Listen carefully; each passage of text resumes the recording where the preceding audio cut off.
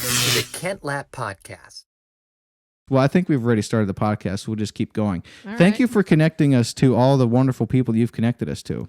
My It has pleasure. been really, really good. Our trip to Austin has been way better because of the people you connected us with. I mean, Andy Schoonover, he might be the first person on the podcast that has sold a company for over $100 million.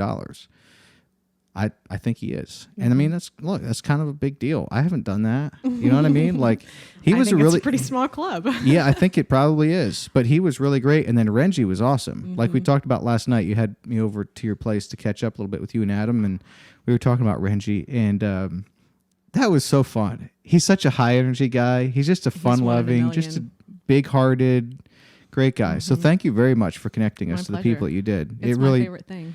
yeah, well, I know it is, and you're really good at it. But it made our week a lot better. And also, here's how I would think: like the best people are. Let me not say the best people, because like not all the best people are super smart. But it's really cool to run across people that are super smart and intelligent, but it's hidden behind a very like genuine and opaque mask of humility. And that's definitely you.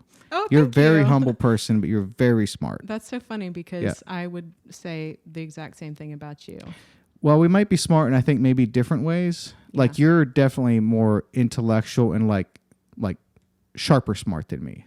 Oh, well, Yeah, I think for sure. I don't even think I know that. I mean, you have at one point spoken Arabic, yeah. which is an extremely difficult language to learn, Yeah. correct? Yeah, it's for English, primary native English speakers, it is one of the harder languages to master, I think. heard that. And So, I would by no there's means an say that I example. mastered it. I would, Okay.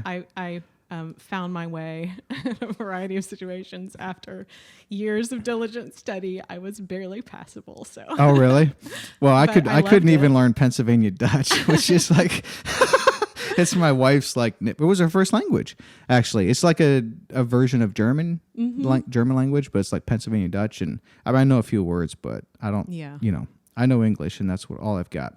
I'd love to hear a little bit more about Austin. So we already started in, Austin has an east side. It's very cool. So does Portland, Oregon. I don't know if Portland, Oregon's east side is still cool or not. I know there's a lot going on in Portland this year. Right. But you have lived in Austin prior, then you were in Nashville, you're back in Austin. What have you seen? How do you assess Austin now? Like what changes has this city seen? Yeah. Well, I do want to, without being a little, overly pessimistic about it, there is kind of a more sinister history to the east side of Austin and why it has struggled a little bit more from an economic development perspective. I would hate to recount inaccurately the history because I know this is something that a lot of people feel very strongly about on the topic of racial justice and just how cities have interacted with minority populations. But the history of Austin, I believe, and kind of the segregation between the east side of I-35, the main kind of corridor, and the west side is related to some practices that were discriminatory and I think. Yeah, again, I can't speak in great detail about the history, and I would be very loath to say anything inaccurate about it. But there are kind of systemic reasons for why that history has evolved the way that it has. Really? Like redlining, you think, at one point? I think it's related to that. I think it's related to just how, just west of the capital, just west of I-35 in Austin is the Texas State Capitol, UT, and some other kind of sizable institutions that, were able to throw their weight around quite a bit. And I'm immediately getting into territory that I'm not educated enough about. Yep. But there are some reasons why the east side of Austin has struggled a little bit more and that doesn't have schools that are as, well funded and there's a significant kind of cultural divide that is a little bit of the dark side of Austin's history, especially as a city that loves to talk about how progressive it is. Do you think, when would this have been the most pronounced? I mean, I guess probably the most pronounced, maybe even going back to like the 60s or even prior, but like, was this pronounced as recently as like, could you have noticed some of this in like the 90s? Oh, yeah. Yeah, I think so. Oh, wow. I moved to East Austin. Like I mentioned, I live about, I don't know, maybe 3 miles east of 35. Lived there for 2 or 3 years, and it was the neighborhood that I moved into was it was pre-gentrifying. I mean, you could say by definition, my moving there was. I'm sure a lot of people would classify that as gentrifying, right? In the micro, but that neighborhood has still not kind of turned over in the ways that many neighborhoods in a gentrifying part of any city would. So, do you think that's due to? Is that a good thing or a bad thing? Like, I'm sure it would depend heavily on who you ask. Yeah. But Austin has a lot of issues that it is very well aware of. We have a large population that is experiencing homelessness. And we as a city are still kind of wrestling with the best ways to address public policy issues and social issues like that. And then, we recently defunded the police to a large extent. I think to a larger degree than I think any other city in the nation. Really? Yeah. Austin City Council, I want to say it was over the summer, voted to cut the Austin Police Department's budget by a third, which was a decrease of a third, or cut it 2/3 down to 1/3 of what it was. They cut it to 66%, about 2/3 of what it used to be. I see. Which was, off the top of my head, I believe that it was to the tune of about 150 million. 150 million. It was a deep, deep, deep cut. That is so much. Like when you say they trimmed it down to a third, like that's still a fair bit. And yet it's like, most budgets, if you really get tight, you could probably trim it down a third if you really had to, and you're probably still okay. But when you put it in terms of $150 million, that's a lot. That's a lot. And meanwhile, as many other cities in the nation have experienced increased incidents of crime, Austin has our murder rate increased by the largest percent of any city in the nation in the meantime. In 2020. And yeah, I think it was the specific statistic I want to say was like June 2019 versus June 2020. Our murder rate went up for that month by about, if I'm remembering correctly, it was about 60%. Wow. And so that, the city council, I want to believe that it was a good faith effort to address some of the rural issues that a lot of cities and a lot of communities struggled with over this summer because of some real tragedies and miscarriages of justice against people of color. There was a real sense of moral outrage and kind of coming, kind of a reckoning, I think. But for city council to cut the budget that deeply when there is pretty clear correlation and has been proven a pretty clear correlation between like incidents of crime, including violent crime, and just sheer number of cops on duty at any given time. That budget cut will increase the crime rate in Austin even further than it has already.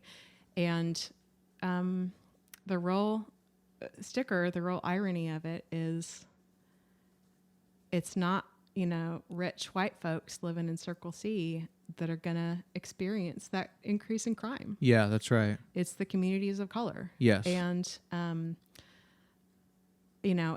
it's an example of how very well-intentioned public policy has an effect that's adverse to the intent that Right. Exactly. it was implemented for. Yes, 100%. And the last night on the way to your place, speaking of the homeless for a second, by the way, can you pull that mic a little closer? Just pull the stand closer to you. Yes, that way I you're can. comfortable. Yeah, there you go. You can't be too close to it. There was a bridge we went under. I think it was I-35 as we're getting up on the ramp. And there was like a homeless camp under there. Mm-hmm. And I had forgotten, I had forgotten that there was like camps like that. Except now that I had seen that, I was like, oh, I think I remember seeing like this camp before. Mm-hmm. I'm not sure where in Nashville we have a homeless camp quite like that. Mm-hmm. Which is interesting because of all the people moving in from California. Like that was obviously a big thing in LA was the homeless people just camping pretty much everywhere. And like even outside like multi-million-dollar homes, like out on the street. But, and your point about defunding the cops is, I think some have mentioned that, like famous people or celebrities have mentioned this idea. Like I feel like it was Shaquille O'Neal, maybe. Now this might not be right, but just kind of made he's an African-American man, and he made an observation that if you defund the police, that doesn't hurt the wealthy people first. They have their own cops, actually, some of those places. I've never lived in a place that we had our own cops, but some people do. And when you defund the cops, you still have those cops, but you don't have police in parts of the city that need it the most. Yeah. And there's only so much that these guys and gals can do. They can only be stretched so far. I think what would be interesting is if we could have the police focus, not necessarily defund them, but have them focus on things only police can do. Because like finding a lost dog is something other people can do. And showing up at cases of mental illness is some of those, look, I'm not an expert here, but some of those instances are things that can be handled by other people. Cops are just asked to do so much. I mean, there was a girl at our CrossFit gym who was a police officer for not super long, maybe a year or two. And with the way she saw the police department heading and what they wanted her to do, I actually thought at this point everyone was wearing body cams, and apparently they're not. And the department wanted everyone to wear body cams, and she perceived that as just yet another kind of way that the police department is protecting themselves from what may happen on the street. And with everything going on this year, she's like, "No, I can find other ways to make a living." Yeah. And she resigned. Yeah. So that's like, man, if we're not careful, like we're gonna have more of that. Like, and she's really great. So now we have one less really great cop on the street, And so now you mentioned though that Austin defunded at a greater rate than, did you say at like a greater rate than any other city in the country? I would welcome a fact check on this because can you Google something, Andrew? I'm just curious. It made national news because it was such a very deep cut. But again, I know a lot of cities took a variety of different types of action for reform, and I would be really hesitant. And of course, I'm not going to say that every cop, in every police department is totally, morally, without reproach. Of course. But another one of the ironies about that cut was that one of the budget items that was cut was the next 3 classes, like scheduled cadet classes that were supposed to be, come on to the Austin Police Department. The one that was supposed to start in September. I want to say that this cut was made like end of July. They canceled that cadet class that was supposed to start in September, and it was the first cadet class in the history of the Austin Police Department that was majority non-white. Wow. And it was the most diverse class of police cadets that the city of Austin had ever recruited. It's so ironic. Yeah. So, and again, I know that it was, a complex issue, and it was my perspective is it was a lot of well-intentioned people Well, possibly the most charitable interpretation that you Right. could give it was Yeah. that it was a lot of well-intentioned people that were responding to real, problems that exist in our city. But it was very political. Mm-hmm. And Yeah, and I also don't want to kind of demur from mentioning the fact that a portion of that, many of the budget cuts were not just cuts to the police, but they were rerouting of funding to handle some of the issues that police have traditionally handled to other services. So it's a reallocation to a large extent. Mm-hmm. One of the areas to which some of those funds were reallocated was to abortion access. So that starts to hint that there's some kind of heavily politicized motives that are in place. Mm-hmm. This is not about issues of racial justice. This is about wanting to respond emotionally to very troubling issues. Yeah. So, again, I don't know if you know this about me, but I have a master's in public policy from UT as well. Mm-hmm. And my objective, in engagement with public policy, although I'm not working in the field right now, is just about, let's ensure that the policies that you're favoring or promoting are actually ones that solve the issue that you're hoping to address. And that takes a little bit of detachment from emotion and from outrage. So, so far, I'm still waiting for the phone call from the Austin City Council for my opinion on how to solve all of these complex problems. They haven't, my phone hasn't rang yet. But it is frustrating, as somebody who came back to Austin recently, to see some slightly ineffective policies being put into place that are going to affect our city. Yes, 100%. Did you find something there, Austin? Or Austin? My best friend is named Austin, so. All right, what'd you find, Andrew? According to Fox News, in August, this is an October 30th article, in August, Austin City Council members voted unanimously to cut about $150 million, or roughly 1/3, from its police department and allocate these funds to areas like violence prevention, housing, and mental health services. Only about $21.5 million of those dollars was immediately removed from the department's funding, in part by canceling 3 upcoming cadet classes and slashing overtime expenses. Wow. It is demoralizing for the officers. It is angering for the citizens because they're having to wait longer for officers to get the calls, and it's unsafe for citizens and officers. Austin Police Association President Ken Cassidy told Fox News. Well, and I do want to, asterisk, that's the head of the police, like the president of the police association. Right. So I believe it's important to look at the source, and the to assess the credibility and potential bias that somebody may have. I don't know what the effect on response times is going to be. I'm not sure that anybody really has great data on that, but.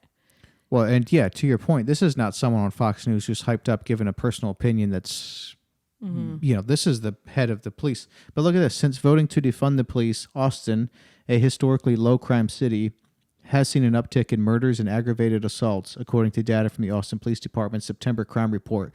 So far this year, Austin has seen 35 murders compared to 25 in all of 19, a percentage increase of 40%. In September, the city saw 3 murders compared to 2 last year. The number of aggravated assaults is also on the rise, jumping by 18% from last year, when 1,972 were reported to 2,333 reported in the first 8 months of the year. Our murder rate's the highest it's ever been, Cassidy said.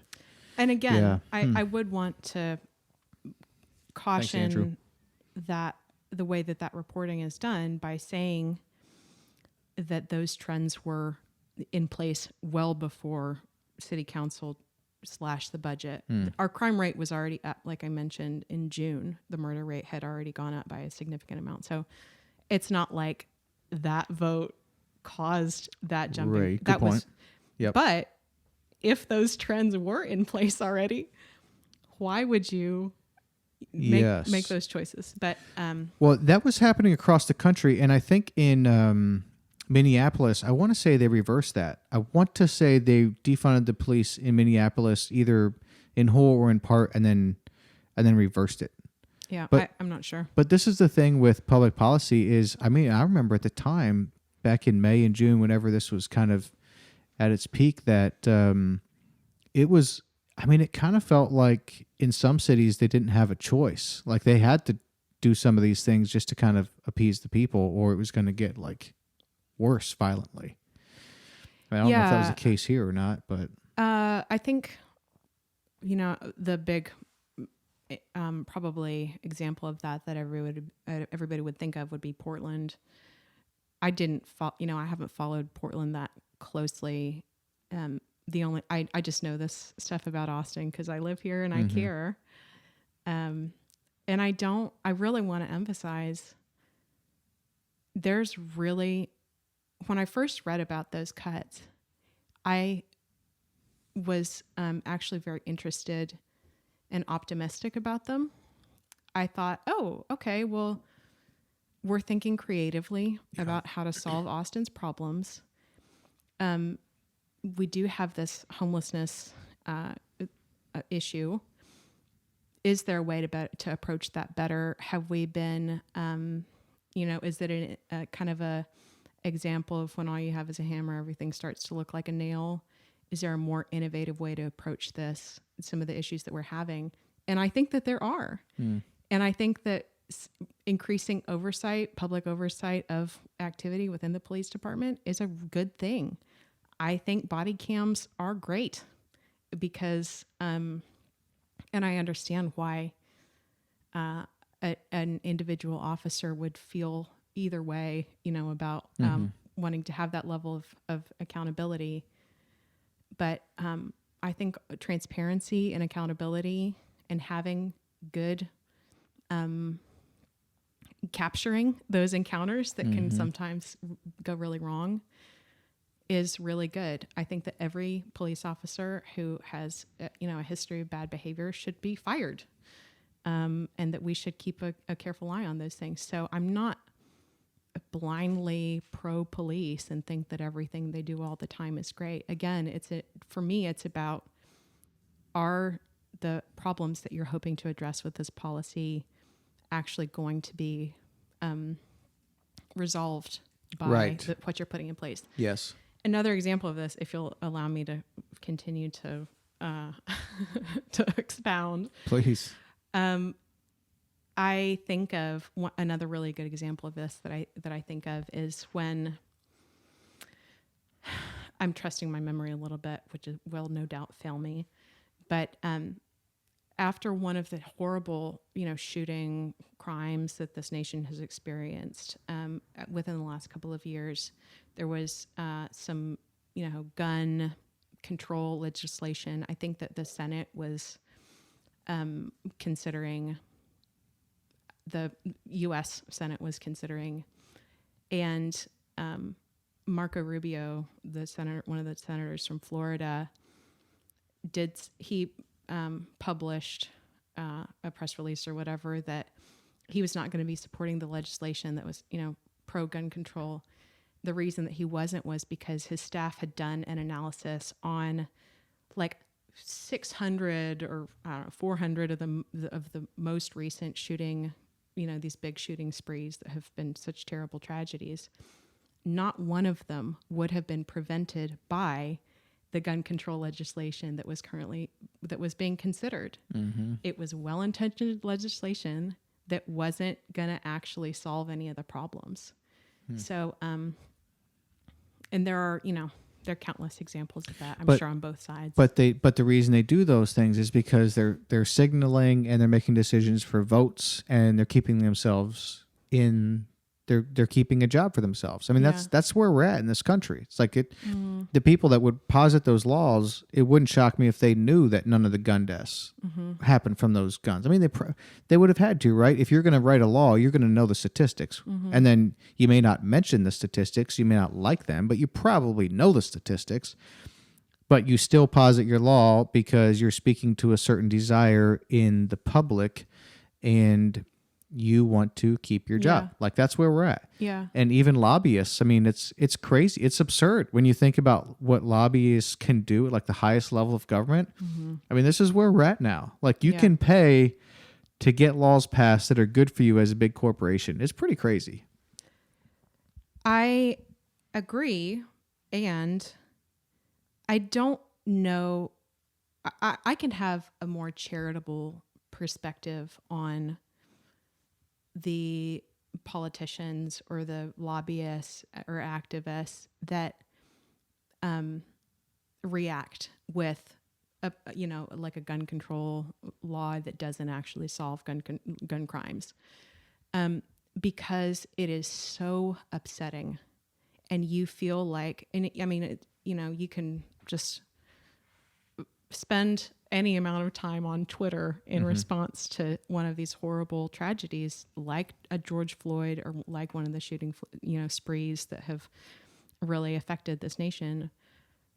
And everybody just wants to do something. We have got to do something. How is it 2020 and we've got this many gun deaths and Sweden has no gun deaths? And like, we got to do something. And I can understand as a legislator thinking, my phone is ringing off the hook. I cannot, I don't have hours in the day enough to field all of the people that are feeling something about this terrible tragedy. And if I don't do something, they're going to come after me. And also I care. I want to do something. Right. I want to use my position of power to do good in the world and make people safer and happier and healthier. And if like, hey, my colleague who, I've worked in the Senate with for, 14 years, they asked me to co-sponsor this legislation, and sure, yeah, I'll put my name on that because that makes that's doing something, even if it's not perfect. Maybe even if it prevents one shooting death over the course of the next, 30 years, I've done something. Right. So, I do have a little bit of empathy for folks who are in a position. I don't even disagree with that. I'm with you on that. It's got to be a difficult position to be in, but we also look. This is not our first day on the job. Like if you're a legislator, if you're in government, if you're in policy, you're not an amateur. You shouldn't be an amateur. You know what I mean? You're a professional at this point. You're an experienced, wise, learned professional. And if you're not, then let someone else do this. You know what I mean? Like this is so it's not like I'm a legislator. Like that would be expected maybe of me. Like I don't have an education. I don't have experience. I don't know how this stuff should work. If you put me in those positions and then some stuff happens and then I react, I have a sort of a reactionary reaction to that or an emotional reaction to it and go make some laws. Well, that's sort of understandable because I don't know what I'm doing. But these are professionals. You know what I mean? This is what they went to school for, and they have experience, and they have. So I still don't totally disagree with what you're saying. I understand that. They're in a difficult position. But also, the way if you look at some parts of our system, speaking of public policy, you shouldn't have a new bill that's 3 to 4 to 5 inches thick put on your desk at 10 p.m., and you voting on it the next day. It's absurd. It's one of the dumbest things I've ever heard. This happens, by the way. I'm not making this up. Like laws are passed. Bills are passed this way. Yeah. I mean, if it's a 1 page, if it's 50 pages, right? If it's 50 pages and you get it at 10 p.m. and you're supposed to vote on it the next day, it still seems a little shoddy to me because we don't do business this way. Even in a small business, you don't do business this way. First of all, why are you looking at something at 10 p.m.? This is not the best time of most people's day. You know what I mean? This maybe 10 a.m. would be better, but 10 p.m. And if that thing is 3 inches thick, there's no way you're not reading that. So, but you're voting on it the next day. I mean, it's so, I don't know. I think there's a lot of room for improvement in the way that public policy is vetted and put in place and voted on, and the influence from people with money. It seems to be working to some degree, right? Thanks to the checks and balances that are kind of built in by the Constitution. But my goodness, if we didn't have some decent checks and balances built in here, we would have made a even bigger mess of this thing if we're acting like that. One of the it's sort of surprising to me, like living in Tennessee, hearing some of these things about Austin. It both is a little bit, and of course it's not, because obviously it's no surprise that cities tend to be a little bit more progressive and so forth than like the surrounding state. But that's pretty stark in Austin and Texas, right? And is Austin like maybe one of the most progressive cities, you think, of Texas? Oh, yeah. So you thinking like, actually, I wonder if this is like the most stark contrast in all of the country. Like, where else would you see the state sort of, I don't know, espousing some values and then the city having such a stark contrast to some of those values? I'm not sure, because I don't think it's that stark in Nashville. I think it is. There's still a difference, Right. But no, I don't think it is. I think, although you might be surprised, it surprises me when I hear about, states like New York who have like a significant proportion of their congressional representatives are Republicans. I think there's actually more, it's not as uncommon a phenomenon as you might think, even among kind of the coasts. Let me just say. You mean the city to the state contrast is not as uncommon? It's very common. But I'm just thinking, like, to find a more stark contrast between a city and a state than Texas with Austin, I'd be kind of hard pressed to find a more stark contrast, I feel like.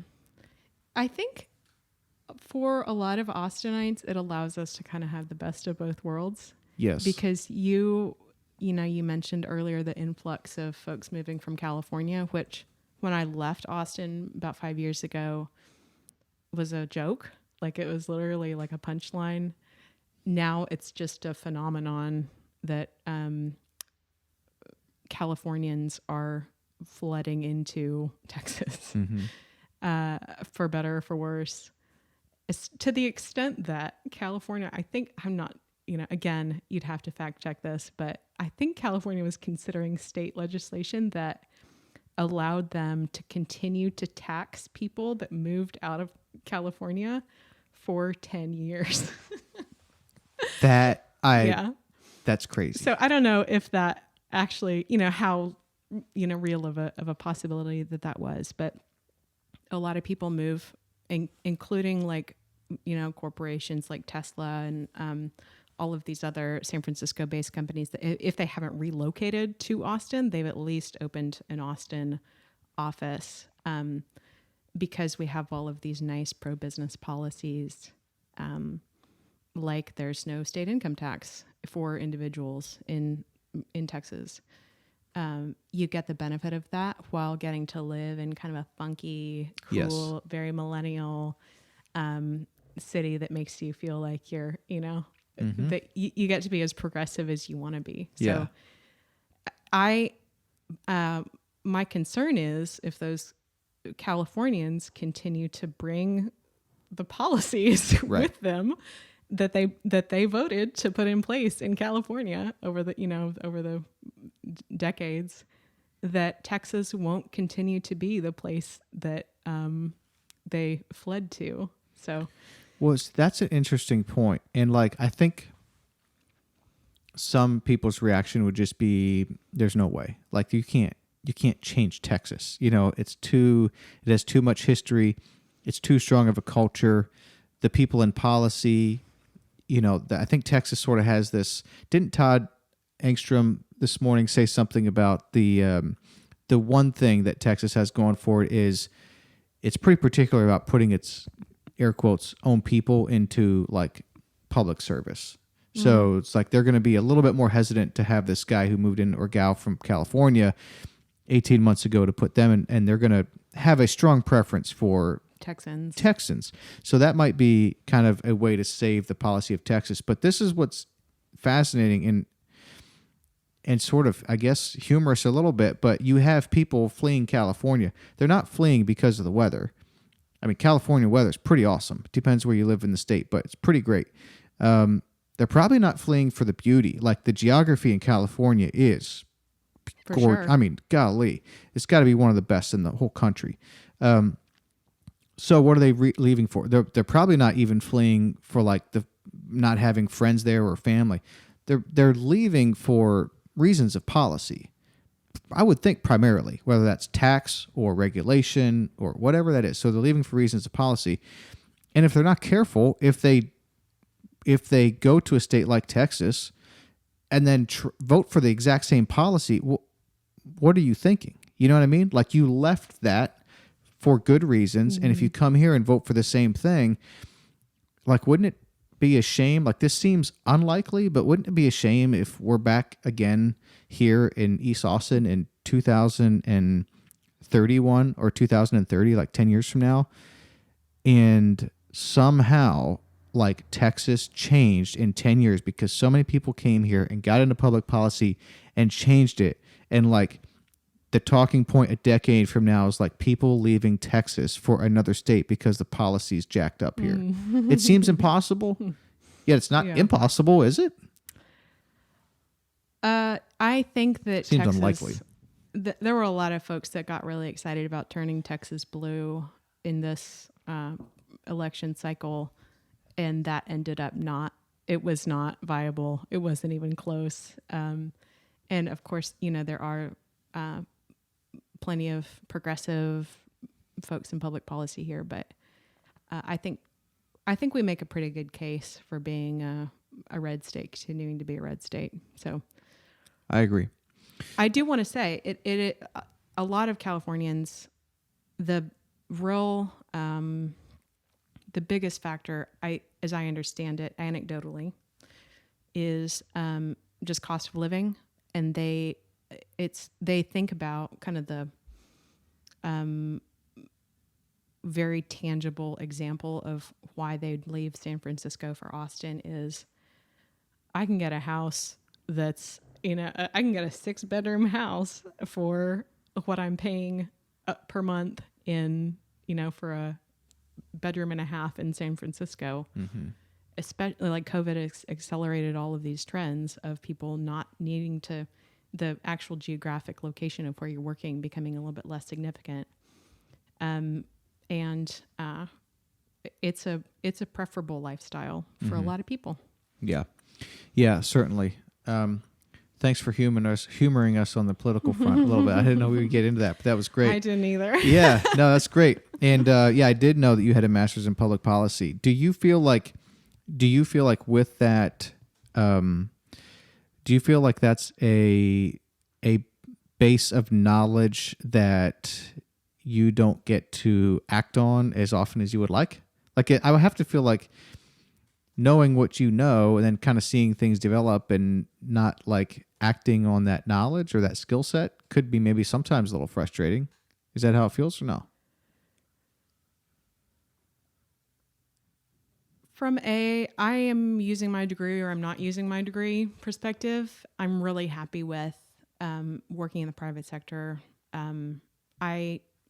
In grad school, I kind of made the determination that I wasn't interested in working in government because I started to see the degree of impact that you can have, working in businesses.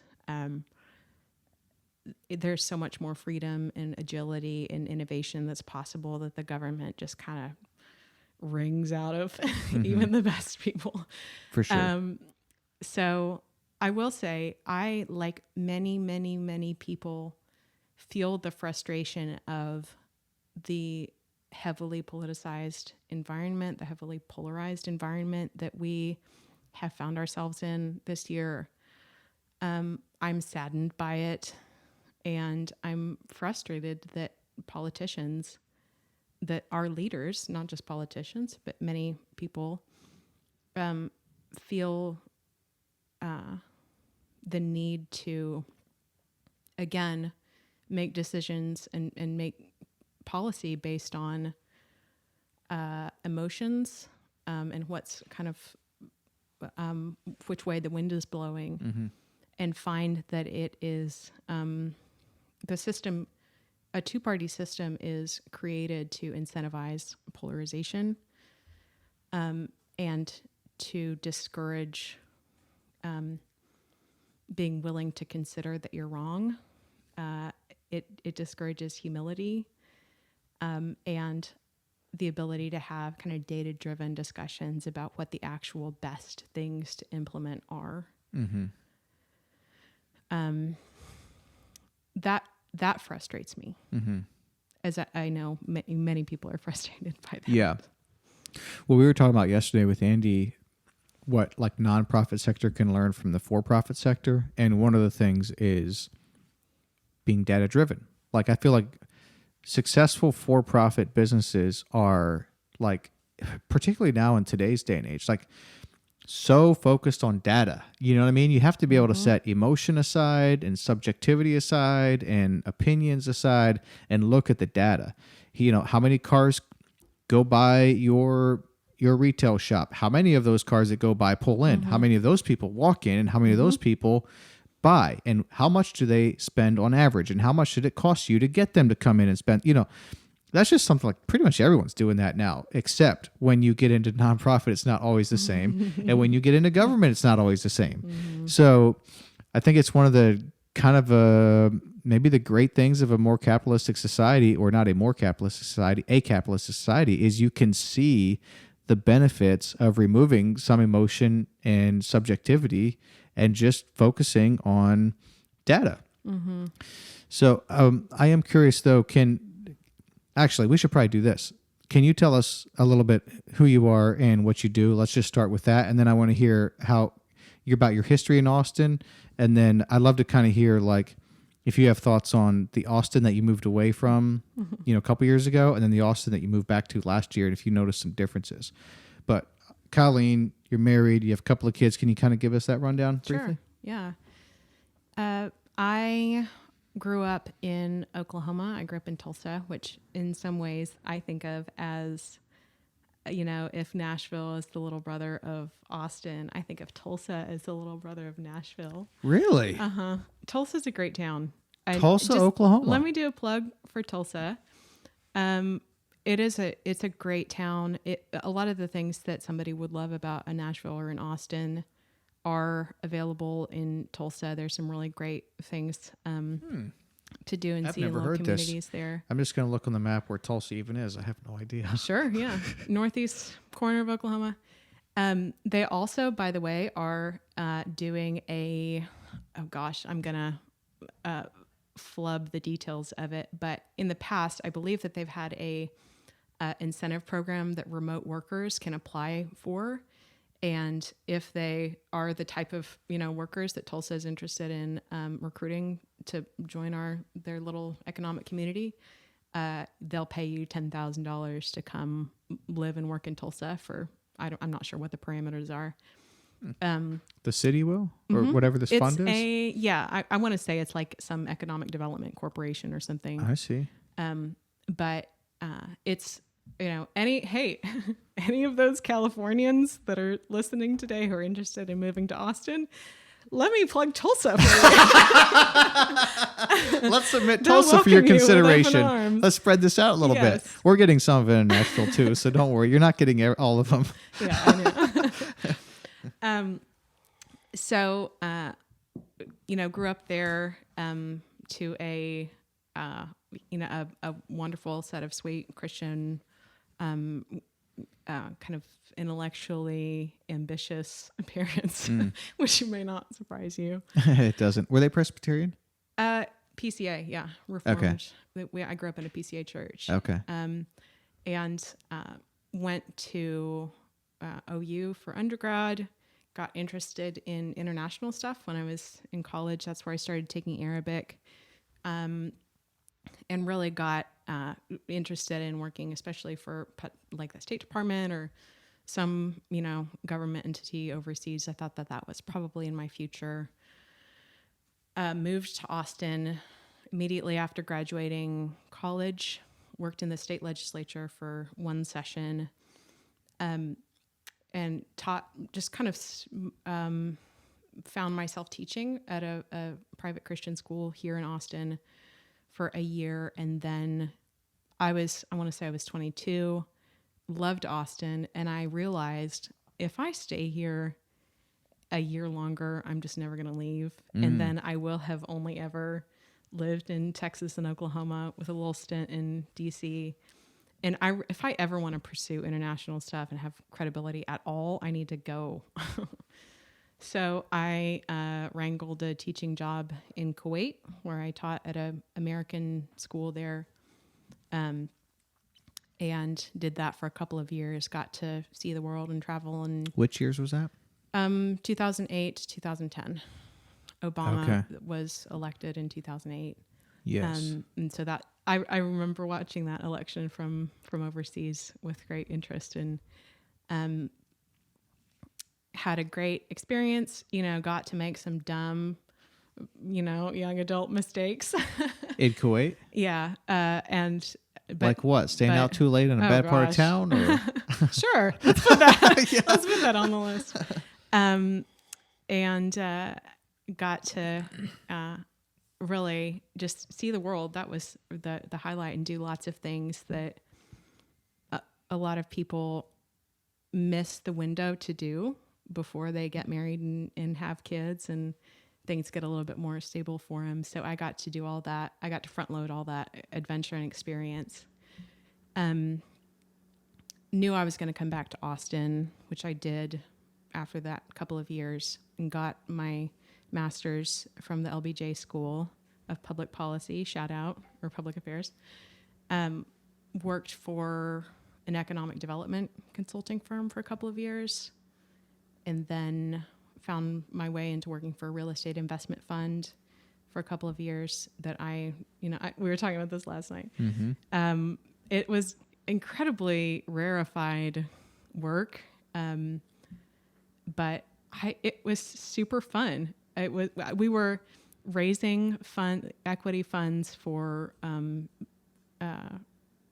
commercial real estate, like in sale leasebacks on industrial commercial properties. It sounds like the most boring thing in the world, but I loved it. It was so interesting, and it was a little taste of finance that just really got into my bloodstream. This was an Austin company? Yeah. And did you love it because you kind of like the finances stuff angle on it, or it's just because of the nature of it, or it's because you tend to kind of love whatever work you happen to be doing? I had a fantastic boss, Dave Robshaw. He was a great mentor for me and helped me to really grow, gave me a lot of responsibility after he got to know kind of my skill set. Just was very supportive of me taking as much responsibility as I cared to. And I loved the product. I believed in it. I loved our investors and getting to know them and their kind of priorities and the things that they wanted and needed to know about the work that we were doing. They were AIC Ventures is the name of the company. And they just were a really strong team with a great product. And I loved getting to be part of bringing people into that. Met Adam during that. Okay. You didn't meet him there, though, did you? I met him in Austin. Okay. No, not at AIC Ventures. But, okay. And the kind of the funny story about meeting Adam was we met on our first date. We sat down, met on an app. So we sat down to really get to know each other for the first time. And one of the first things he said was, "Guess what? I'm moving to Nashville in 5 weeks." And I was like, why are we even here? When was this? What year was this? 2015. Yes, 2015. That recent. Mm-hmm. Which app? Hinge. Okay. Yeah. not Tinder. Was this a dating app like of some kind? Yeah, of course it was. Yeah. I mean, I'm sure Jonathan's on Hinge. I was not that familiar. Hey, no shame in it, man. That app changed my life. Yeah, for sure. No, I think it was Andy yesterday. He met his wife on Match.com. Oh, yeah. Yeah, absolutely. Actually, I part of think their there's been at story. least 2 other people in this podcast that have met their spouse through the internet. Yeah, for It's sure. becoming very popular, or it has been for years, obviously. And so I thought I was, I thought he was super interesting, very cute. But I thought I was never going to see him again because I was like, what are we going to fall in love in 5 weeks? And then I'm going to move to Nashville and we're going to get married and have babies together. Yeah. And that's exactly what happened. But you didn't. So did he move in 5 weeks? Yeah, he did. He left. And okay, so at that point, you guys were going steady enough that it carried over into a long-term relationship? Mm-hmm. Okay. I was very skeptical. I was like, this guy's going off to start a new life in Nashville. He's a musician. He's a drummer. He's going to tour. Like, this guy has, countless adventures ahead of him.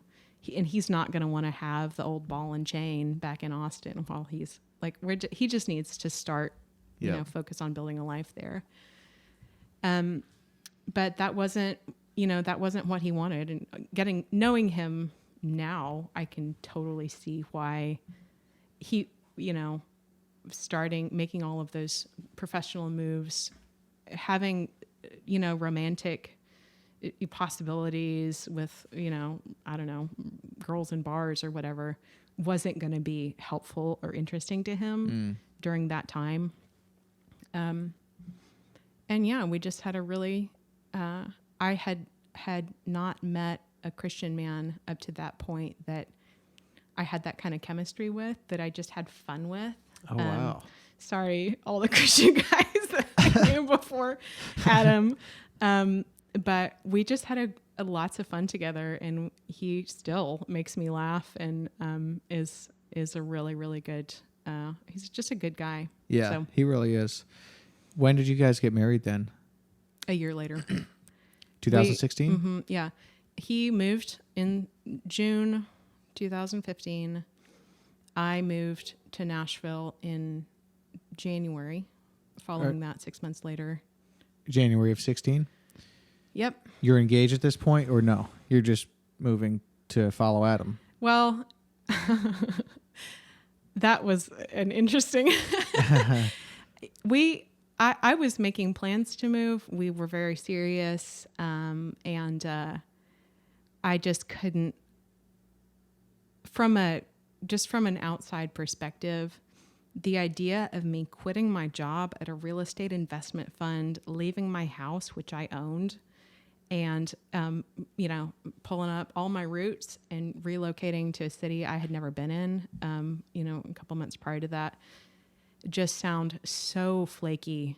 And it was important to me to have something to show for that. Right. So I did really, Adam and I, talked a lot about, I just felt like I really needed to have a ring, even just to apply for jobs. Mm-hmm. Like, there's a difference for, for someone to walk in and say, oh, why'd you move to Nashville? Why'd you quit your job and move to Nashville? There was a difference between, oh, I moved from my boyfriend who's a drummer to, yeah, see, you know. There is a difference. Versus, yeah, it was flaky. It sounded very flaky. Oh, it sounds flaky as crap. I mean, let's just be honest. It does. But people don't know. I mean, this is where it's like people have to be careful with their perceptions, because if that's what you hear, why are you in Nashville? Well, I moved here for my boyfriend who's a drummer, and he just moved here a year ago or whatever it was. Mm-hmm. Well, that sounds, like you said, very flaky. But when you get to know the people, it's like, well, that's not what's going on here at all. Yeah. So I think that's one of the, not to derail, let's come back, but No, it's please. one of the unfortunate things with the way like job interviews get done, because that could just get set off to the side like so quickly. That's what'll be nice when like Neuralink comes around is you'll just know instantly like everyone's story like that, and you don't have to like have the interview like the resume go out and then why are you here and make it all this difficult path to finally getting down to actually knowing someone.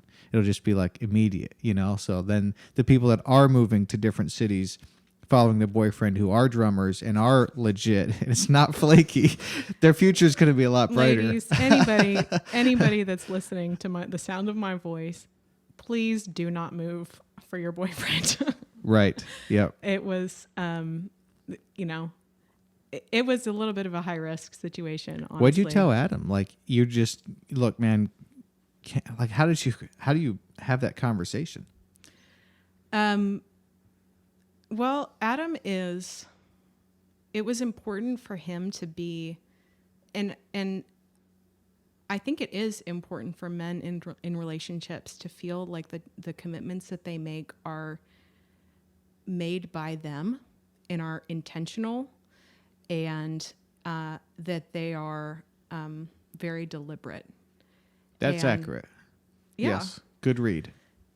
So it was a difficult situation because I, as somebody who does care about my career, that wanted to make this move and set myself up for success and to make sure that I really understood the nature of our relationship.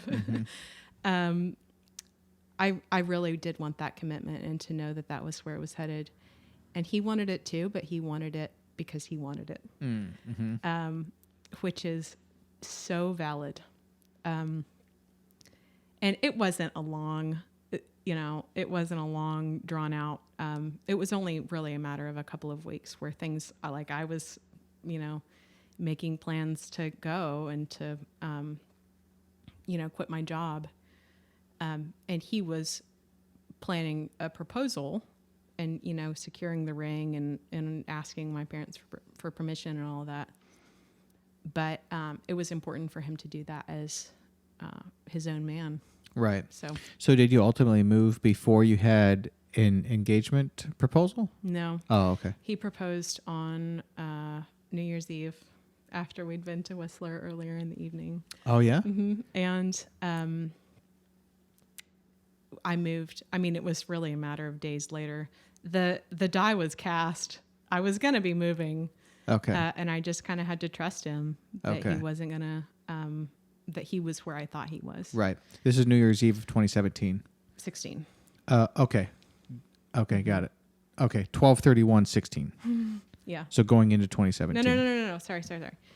20. This was 12/31/15. Got it. Okay. Yeah. I'm just curious then, because you guys, I don't recall that you guys were that newly married when we first met at Emmanuel, but you must have been. When did you guys get married? June 18th, 2016. June of 2016. And we started attending Emmanuel the end of 16. We probably met the first of 17-ish. Mm-hmm. So, yeah, you guys would have been very newly married then. Now, I kind of remember that now. And then, you guys were in Nashville until last? Mm-hmm. About a year ago. Okay. September of 2019. Yep. So I was in Nashville for 4.5 years. Okay. 3.5. What is your assessment of the differences between Nashville and Austin? Could be pros and cons, or could just be the difference that you've seen. Yeah. Nashville's still a very relational town. Very relational. And people are also very nice in a way that is rare. One of my first experience within, 48 hours of moving to Nashville, I moved, if you'll remember, there was a horrible snowstorm in January of 2016. I moved to Nashville like the day of that snowstorm. Like the real bad one. Uh-huh. Yeah. Where everything was shut down for 5 days or whatever. Yes. And we had to go out to get like a cashier's check or whatever for my apartment. And I got in the parking lot of a Kroger. I got stuck in the snow.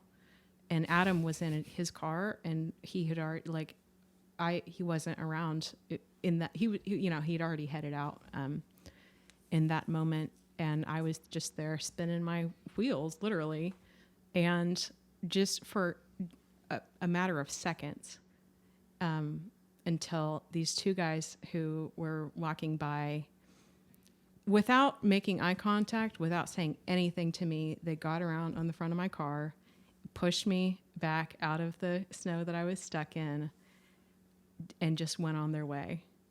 And I was like, what a special place. Yeah. That these two strangers would just do. It would be so natural and, second nature for them to be kind to somebody that had, they had no, any kind of interaction with at all, just to be nice. So, and that continued to be much of my Nashville experience. People will help you. If they can help you, they will help you. And there's a real culture of that that makes Nashville special. Yep, I agree.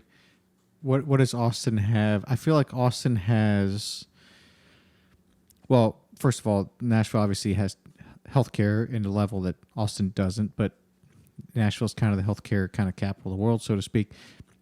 Austin's tech scene is way bigger and way further advanced than Nashville. I also feel like Austin has more and younger, and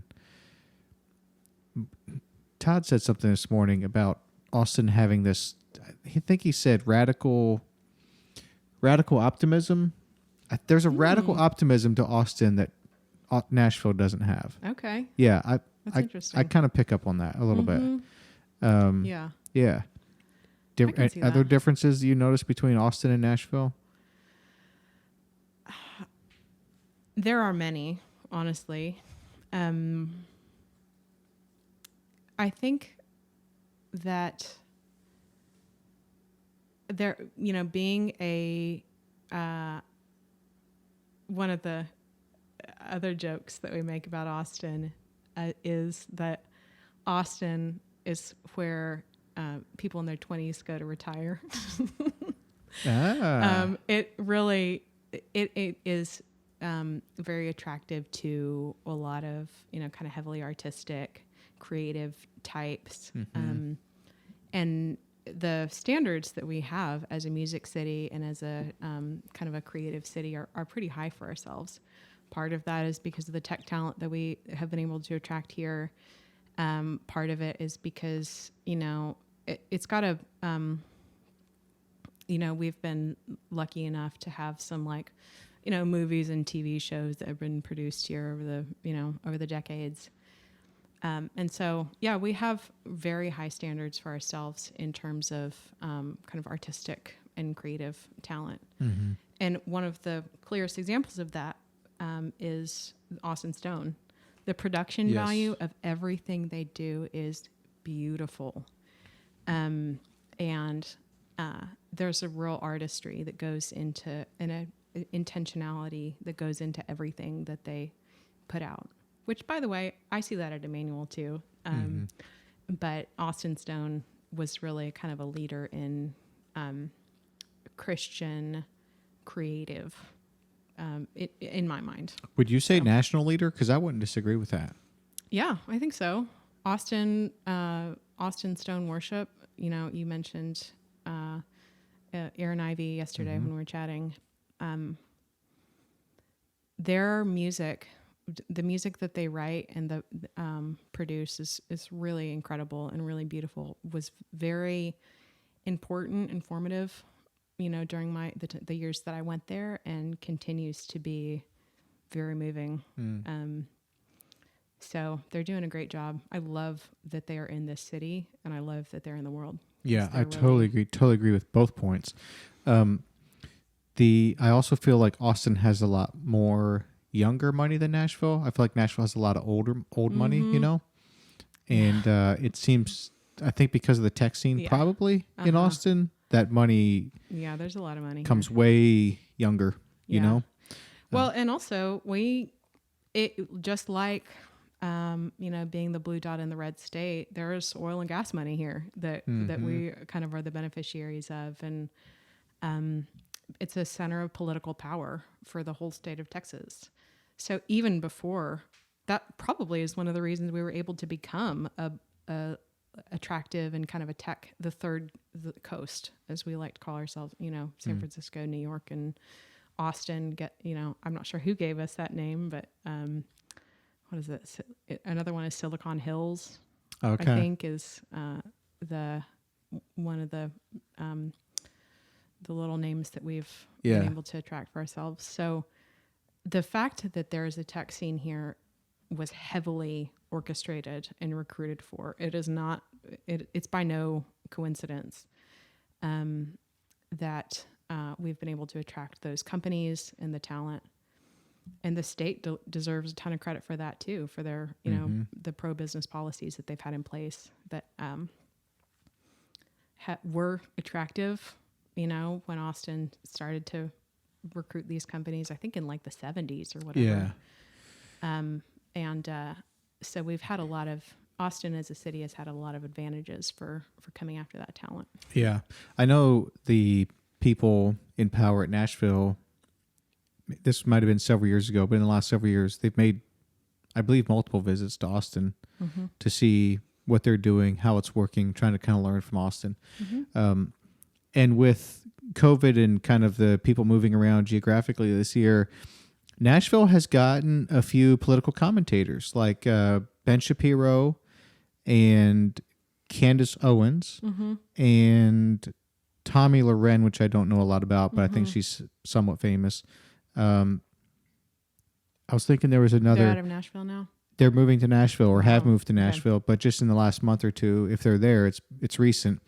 And then, but also Austin is getting more podcasters, which is cool. Like a couple, Joe Rogan being the biggest one, but Alex Jones, I think, has been here. And then there's been a couple other podcasts that have moved into Austin. So something about Austin, it's attracting podcasters from around the country as well. So, that's kind of cool. It's cool how different cities have their different thing, like the culture or something like attracts people for particular reasons and they kind of congregate there. Yeah. So I also want to ask you, let's talk a little bit about your work at Acklen Avenue, because I also want to ask you about what it's like to be a working mom at a kind of a hard charging industry. You're in the tech industry, and that's a very fast paced kind of hard charging thing. And you're full time and you have kids. So could we hear a little bit about your work at Acklen Avenue and then what it's like to be a full time working mom? Yeah. I am super lucky to have landed at Acklen Avenue because it's another, I mentioned how I felt about AIC Ventures. Acklen Avenue is another incredibly supportive, healthy work environment that really invites its people to take ownership of what they're doing and to take on as much responsibility as they care to. And I hear all the time the phrase like office politics. There is no office politics at Acklen Avenue. So it's a really caring, supportive work environment. Also, that gives us, all the team members a ton of flexibility. So I do have 2 kids. I've got a toddler and a baby. I don't, I hear the phrase mom guilt, and I understand why a lot of women experience that. I don't relate to that very much. And if I think about it too hard, I start to have mom guilt about not having mom guilt. Because I love being a mom. I love being a mom of a toddler. The highs are very high and the lows are very low, but it is, it's just fun. And I really enjoy and delight in my kids, but I also really enjoy working. I feel gifted in that area. I care about it. I'm hesitant to say this because there are rightly so a lot of kind of negative stereotypes around it. But I work. Part of my job is sales, so it will surprise no one to learn that I like making money. I'm financially motivated to some extent, and I'm good at making money. And so when I think about what I was put on this earth to do, one of the ways that I can serve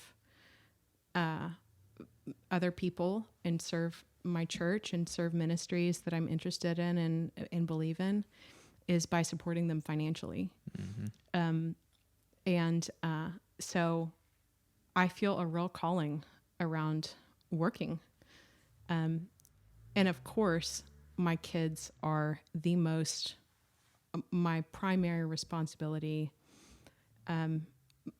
second to my marriage. But my kids' health and happiness and thriving is the most important responsibility that I have. So if I detected that I needed to be a full-time mom, I would do that. For the sake of your kids. Yeah. If you felt like the only apparent way to properly raise these kids and be their mom is to be a full-time mom, then you would be willing to make that decision. Totally. Yeah, sure. Without hesitating. I mean, we'd have to figure some things out practically, but I know Adam and I would be completely aligned on that. We've just been very fortunate to find great care for them, especially during coronavirus. We're extremely blessed and grateful to have relatively uninterrupted childcare, and I believe that it's good for my kids to be around other kids when they're during a time when there's not a lot of opportunity for them to do that.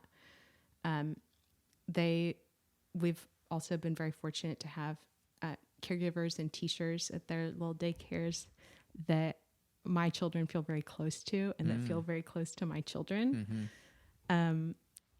So those relationships are really meaningful and make me feel okay about having my kids in school, in daycare. Yeah. Is this 5 days a week they're in daycare? Okay. Yeah. Like all day? Okay. And then you're still working from home. Yeah. It's just, it doesn't work to work from home with the kids in the house because then they need you. Yeah. And the other, I cannot give Adam enough credit for being an incredibly involved father he's extremely, our relationship with, caring for our children is pretty 50-50. And he's an amazing dad. Our kids adore him.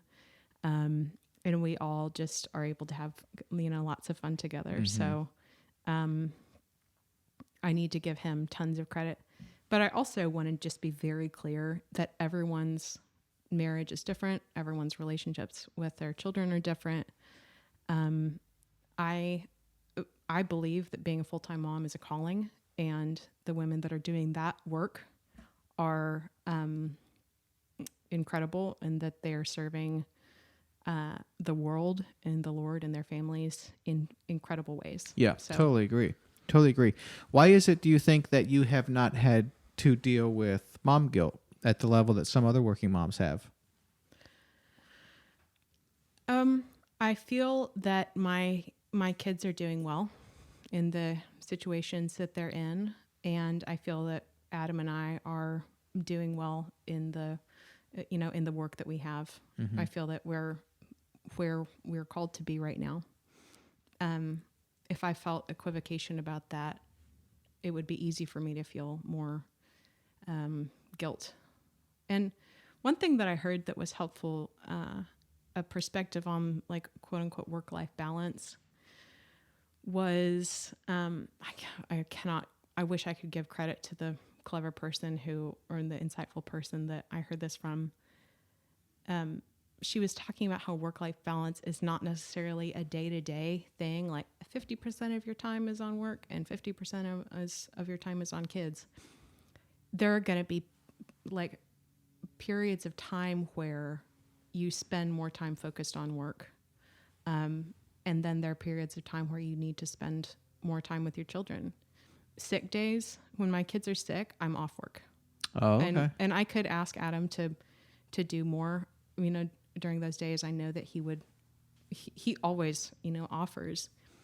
But when my kids are sick, they want their mommy, and I want to be there for them. I take, there's a period of time in the evenings where like I'm not responding, between like 5 and 8, I'm just with my family and hanging out with my kids and playing with them and laughing with them and playing pretend with my little girl and feeding them and all the those trials that involves. If anyone has tried to feed a toddler recently, then you may know what I'm talking about. And so that helps me. It's not, you don't have to divide every hour of your day among what your priorities are. Yeah. It balances out over, you can think of it as a longer relationship than that. Yes. How old is your oldest now? 2.5. Golly.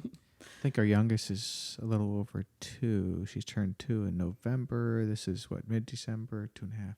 So a little older than our youngest. Mm-hmm. Man, it went by so quick. Oh, it feels She long. she was born in Nashville, right? Uh-huh. Yeah, of course. Yeah. Yes. Well, I'm glad that you have kind of figured that out and that it's working really well. I mean, that's very good to hear. I wouldn't say that I have figured it out. I just, I feel confident in the work that I'm doing, and kind of the role that I get to play in my company, and, the amount of time and availability that I have for my children. It's working right now. It may change. Yeah. So we'll just have to. If it continues to work well, though, would you potentially have this set up as the kids grow older and become teens and the whole way through, potentially? Because at some point they get into school and then you can work too, right? Mm-hmm. I hope so. Yeah. Okay. I don't. It's funny. I thought that through a lot of my life, I thought I was going to be a full-time mom. I just assumed that when I had started having children, I would stop working.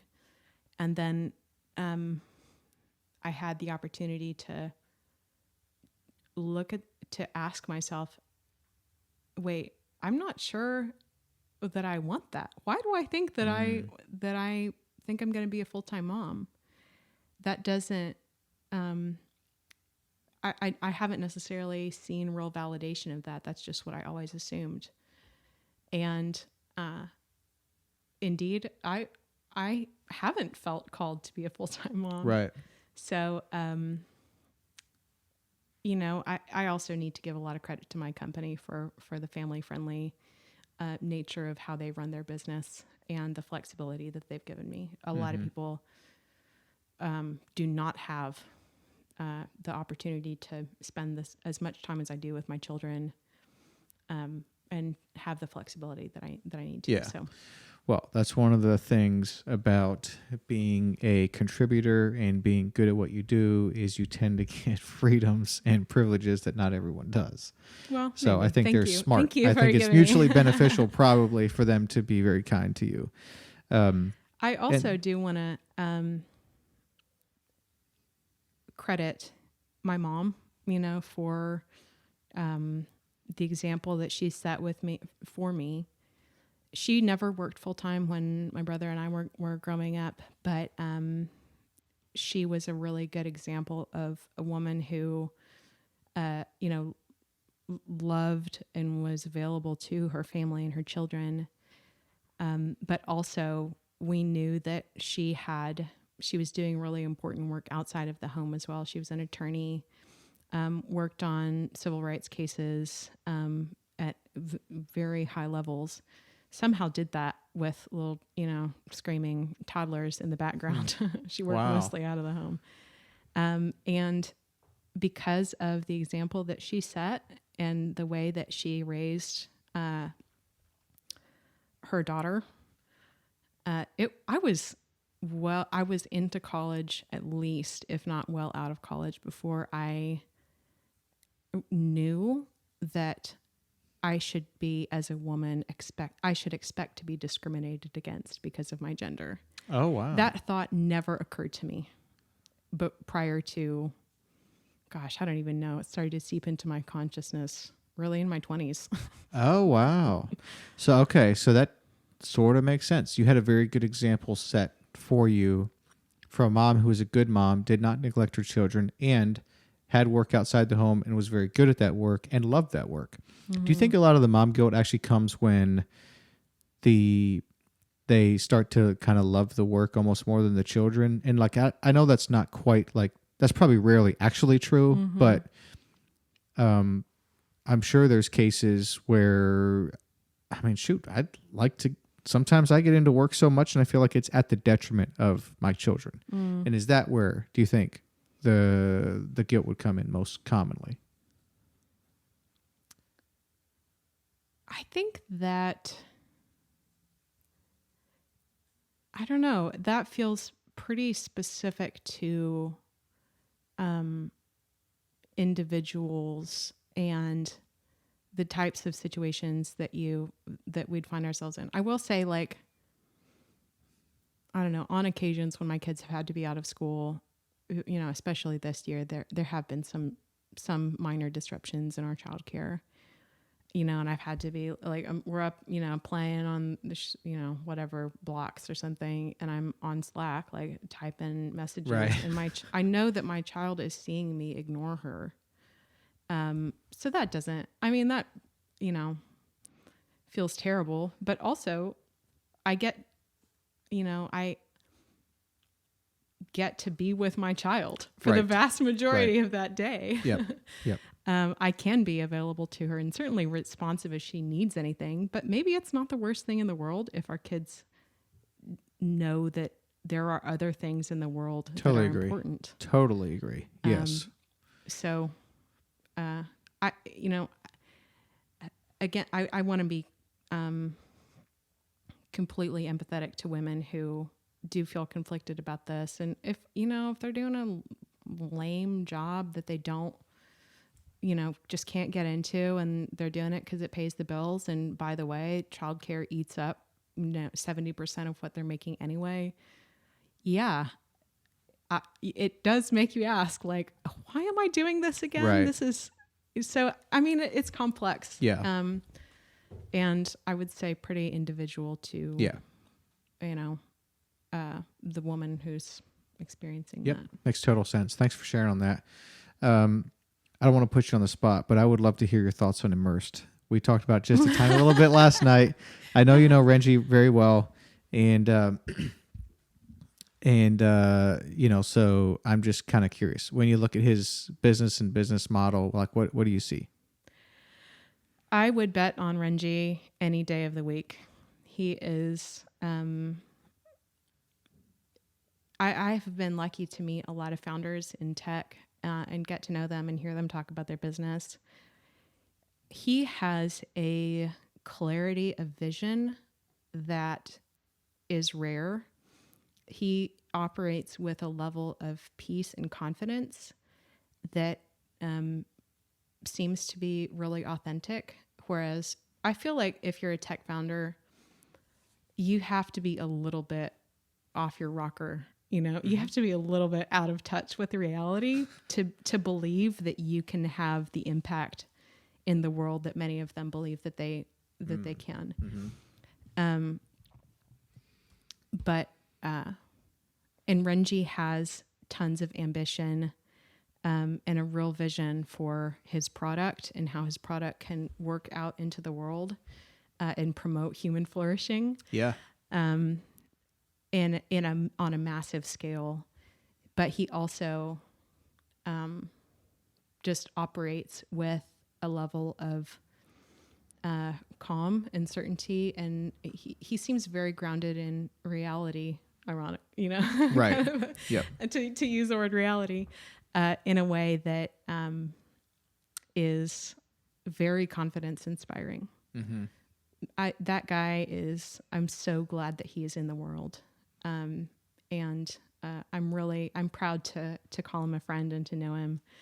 And I can't wait to see what he does, because he's gonna change the world. He is changing the world. Yeah.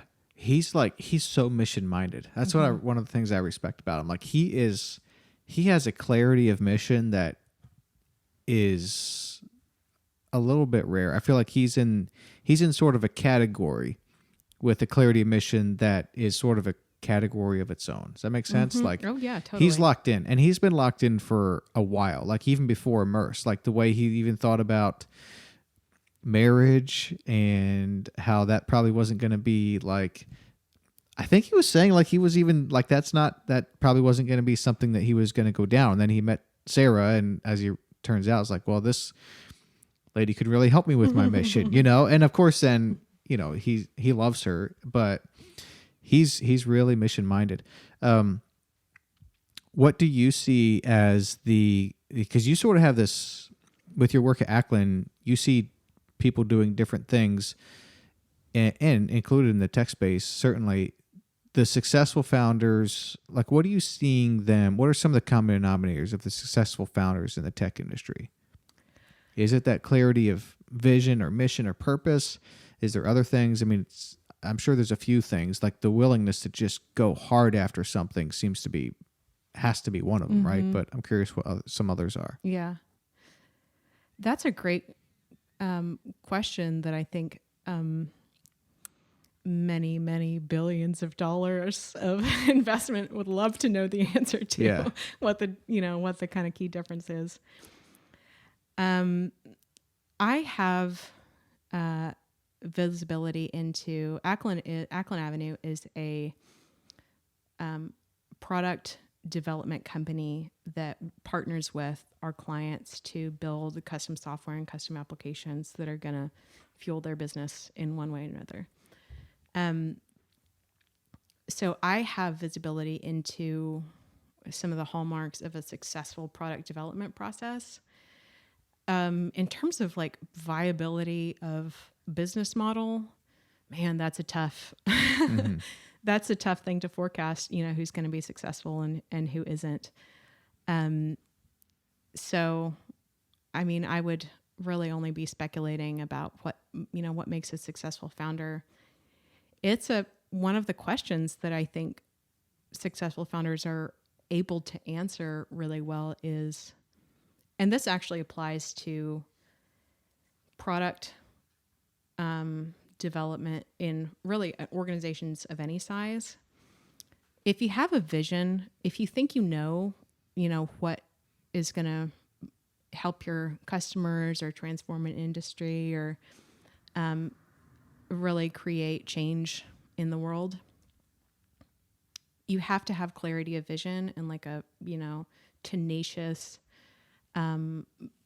commitment to your goal and your beliefs about the success, what's going to be successful. But you also have to be responsive to what the market is telling you.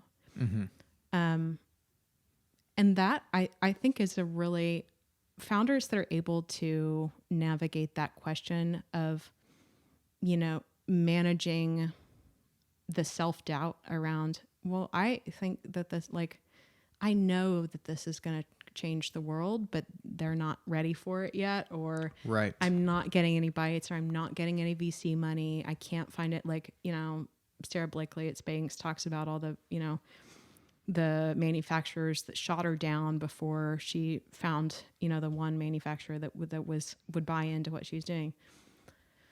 If you're getting no's all day long, at what point do you pivot and say, I need to respond to market forces, and I need to listen to smart money on this, versus, doubling down and following your vision, following your conviction. Mm-hmm. That's a difficult fork in the road. That's a very difficult fork in the road. I'm sure you know that well. Yes, because Renzi was even just saying yesterday, like, COVID hit at a pretty opportune time for his business, and so, I mean, he's had thoughts of doubt, I mean, I think any founder has, and that is a very difficult decision to make. Is, all right, is it hard? It's been hard for some time. Is the answer we just need to press on? We're heading in the right direction. We're doing the right thing. Or the hard for so long is telling us that the market doesn't like what we're trying to do or are doing. And then furthermore, it's not going, and that's an indication of the market's reaction to the future. So we should make the decision now to stop or pivot. That is it. That's oh man, that one will keep you up at night. That's a big decision for sure. Yeah. I think, I mean, we talked about it just a little bit last night, but being around guys like Renji, and it's so inspiring because you can just see the joy for their work in their eyes, basically, And they're so mission minded, and they have a vision that they're just going so hard after. And I think this is one of the great things about venture backed startups is it allows the founders just to focus on product and growth usually, and just be focused on that, not be focused on the details, the minutia of operations. Obviously, this depends on kind of where they're at in the the life cycle of this thing.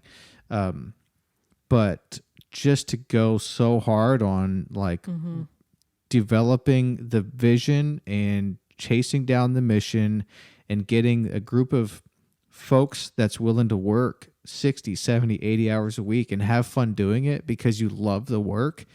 And I think that model, that's a lot more difficult to attain through a self-funded lifestyle type business. But when you get venture-backed capital and someone dumps a couple mil on you, and it's make this product really sweet and grow it really fast, well, then you just super focus on those couple of things. And if it works, great. And if it doesn't, well, it's not your money. Well, that's an oversimplification, but it creates pressure too, though. It can... I have never been part of a venture-backed startup, but I know that the priorities that your investors have aren't always completely aligned with the best interest of 100%, yes, your company, and certainly not your family. Yep. And one of the other things that I think Renji has been really smart about is choosing his investors very wisely. And making sure that there's an alignment on values, and there's a level of comfort there. So from what I understand, he has said no to I think you mentioned to that. opportunities. Yes. To make sure that he can grow his business the way that he has a vision for. Yeah. So even just that is Yep. such a I don't want to say power move, but it's a strong. The evidence of his conviction, Exactly. he's literally Totally put agree. his money where his mouth is. Yes, totally agree. Yep. Well, and he was saying even the gospel informs that for him, where that investor may be worth so much more than he, or even have so much more experience, but he considers himself an equal person because that's how God created him. I think that's a really good. That's a biblical viewpoint for sure. But that's a great example of the gospel, informing his life and business decisions at a very practical level. So it's always great to hear those stories. Well, this is great. Thank you for being on. Thank you for, again, connecting us with all the people you connected us with. Yeah. Our Week in Aus great. is so much better because of your connection. So I really genuinely appreciate that. Well, thank you for giving these awesome people that I'm lucky enough to know a platform that's valuable to them. And every one of them was very excited about the opportunity. So thanks for making that happen. Yeah, hopefully it's valuable to them. Yeah, for sure. All right, any final thoughts for the listeners before we wrap this up? One of the things that I was thinking, in regards to having, this is a very kind of lofty thought that was spurred by a very tactical, specific question, is the question of, if you have, VC money, it does take some things off your plate so you can just focus on the mission and building, the business that's going to really do what you want it to do. That made me think of the question of what would you do if you knew you couldn't fail? I think about that question a lot because it reveals what you think is important, and it may inform to some extent how you want to spend the hours of your day. Are the problems that you're working on really the ones that are most important kind of in the world that we're living in? And of course, whether or not you're going to fail is a important consideration. Right. But that has been helpful to me as kind of a grounding principle, and it, to some extent, an aspirational thing because,